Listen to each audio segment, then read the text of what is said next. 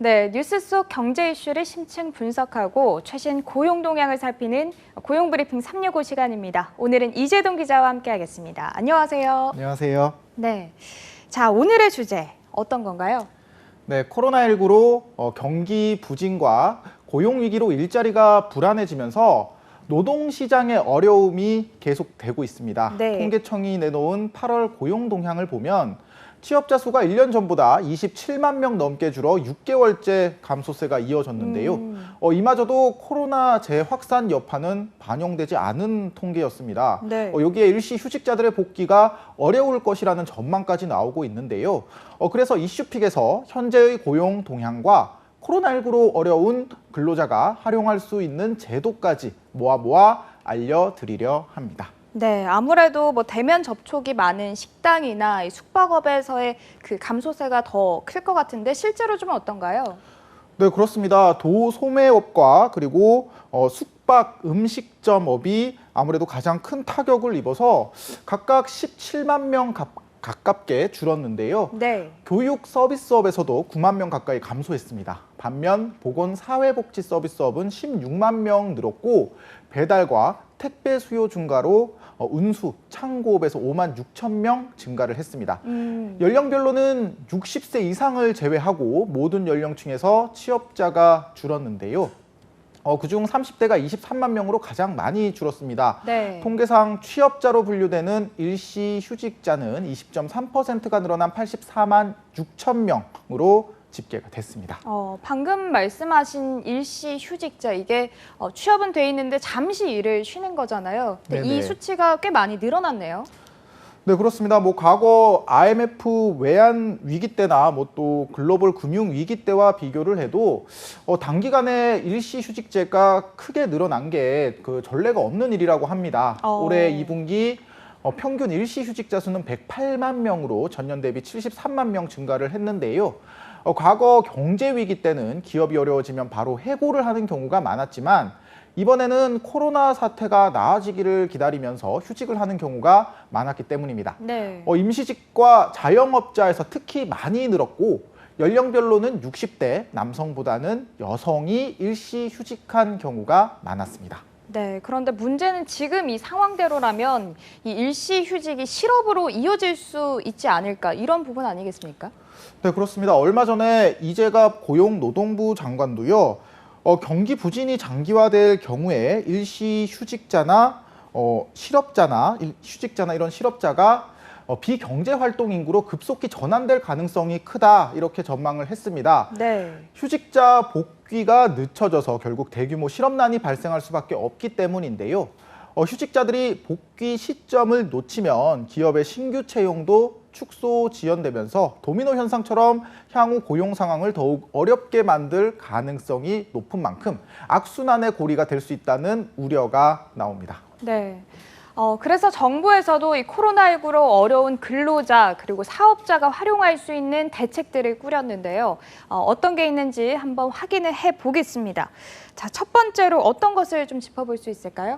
네, 우선 생활 안정자금 융자입니다. 네. 노동자 등에게 혼례나 장례, 질병 등 생활에 필요한 자금을 무담보로 연 1.5% 금리로 1인당 최대 2천만 원까지 대출해주는 제도입니다.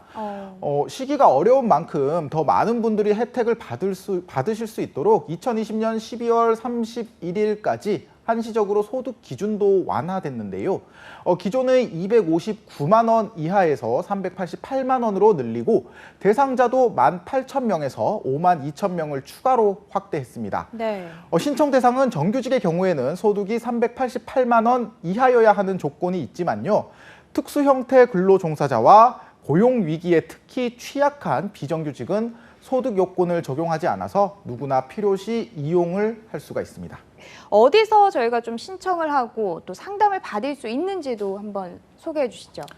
네, 사업장 관할 근로복지공단을 직접 방문을 하시거나요. 또 근로복지 서비스에서 온라인 신청 후에 적격 여부를 검토 심사한 뒤 신용 보증서가 발행되면 융자를 받을 수가 있습니다. 네. 감염병 예방을 위해서 가급적 지사 방문보다는 콜센터 1588-0075번으로 우선 문의를 하시면 더 좋을 것 같습니다. 네, 그리고 앞서 저희가 짚어봤던 것처럼 임시 휴직 근로자들이 늘고 있다고 하는데 이분들을 위한 그 맞춤형 지원책 좀 어떤 걸 알아두면 좋을까요? 네, 무급휴직 신속 지원 프로그램이라는 게 있습니다. 네. 제 기억에는 고용 프리핑 365에서도 아마 시행 초기에 다뤘던 걸로 기억을 하는데 지원 요건이 완화된 만큼 이 부분도 체크를 한번 해보시면 좋을 것 같습니다. 네, 기존의 사업장의 경영 상태가 좀 악화가 돼서 그 무급휴직을 하고 있는 분들한테 근로자의 생계 유지를 위해서 말씀하셨던 그 고용유지 지원금을 지원하고 있는 이런 내용이잖아요. 네, 맞습니다. 그 혜택 대상도 좀 늘어났죠? 그 무급휴직 신속 지원 프로그램은 한 달 이상 유급 휴업 후에 30일 이상 무급휴직이라면 지원 가능하도록 기준이 짧아져서 더 많은 사업주가 신청을 할 수 있게 됐으니까요. 한번 챙겨보시면 좋을 것 같습니다. 네, 과연 내 사업장은 해당이 될까 궁금해하시는 분들도 많을 것 같은데 좀 어떤 조건들을 충족해야 되나요? 네, 세 가지 조건 충족하셔야 됩니다. 네. 첫째, 무급휴직 대상 피보험자가 최소 10명 이상이어야 하고요. 또 둘째는 사업장의 상황이 악화되어서 재고량이 50% 이상 증가했거나 생산량이나 매출액이 30% 이상 감소하는 등 고용 조정이 불가피한 기준 중 하나 이상을 충족을 해야 합니다. 마지막으로는 고용보험 가입일이 2월 29일 이전인 근로자만 지원금을 받을 수 있다는 점 유의하시기 바랍니다. 여기에 충족이 된다면 무급휴직 신속 지원금은 근로자 1인당 월 50만 원씩 총 90일 한도에서 최대 150만 원까지 지원받으실 수 있습니다. 지금 말씀하신 신속 지원금 어디서 신청을 할 수 있을까요? 네, 고용보험 홈페이지 통해서 신청을 하실 수 있습니다. 만약 온라인 신청이 어렵다 이런 분들은 사업장 관할에 있는 고용복지플러스센터에 방문을 하셔서 신청을 하실 수가 있습니다. 네, 자 다음은 유용한 경제 용어만을 쏙쏙 골라서 소개하는 뉴워드 시간이죠. 자, 오늘은 어떤 단어일까요? 네, 코로나 디바이드라는 용어를 골라봤습니다. 네. 코로나 사태로 사회 양극화가 심화되는 현상을 의미하는 단어인데요. 코로나는 경제, 사회, 정치 모든 삶의 분야에 영향을 끼치고 있지만 경제적으로 여유가 없는 층에게 더 심각하게 영향을 미치고 있습니다. 그래서 코로나19로 사회의 양극화가 더 심해지는 것을 의미합니다. 네. 당장 저희가 앞에서 짚어봤듯이요. 고용 충격 역시 정규직 근로자보다는 임시직과 자영업자가 또 연령별로는 60대 남성보다는 여성이 이렇게 더 많은 충격을 받고 있는 것도 이 현상에 속한다고 볼 수가 있겠습니다.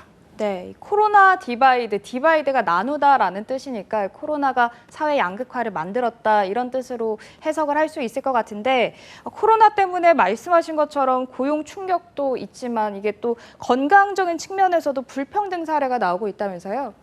네, 그렇습니다. 좀 외국의 사례를 보면 특히 미국 같은 경우는 흑인들의 코로나 감염률과 사망률이 백인보다 월등히 높습니다. 위스콘신주 최대 도시 미러키의 흑인 인구는 전체 26%지만요. 코로나 사망자의 70%가 흑인입니다. 미국 전역에서도 흑인이 많은 지역이 백인 다수 지역보다 감염률 3배, 사망률 6배 높다고 하는데요. 흑인들의 생활 수준이 전반적으로 낮고 기저질환을 가진 비율은 높으면서 보험 가입률도 낮기 때문으로 분석이 되고 있습니다. 네. 기존에도 극심했던 사회 양극화가 더 뚜렷해진 지금 모습에 인도의 세습적 계급 제도인 카스트를 떠올린다고 해서 코로나 신카스트 이렇게 불리기도 합니다. 네, 그렇군요. 이 코로나19 이후에 스스로의 힘으로 해결하기 어려운 현실의 벽을 절감하는 사람들이 많다고 합니다. 극심한 격차로 인해서 누구도 소외되지 않도록 이 사각지대에 관심을 갖고 고민을 해야 하지 않을까 싶습니다. 이재동 기자와 함께했습니다. 고맙습니다. 고맙습니다. 지금까지 고용브리핑 365였습니다.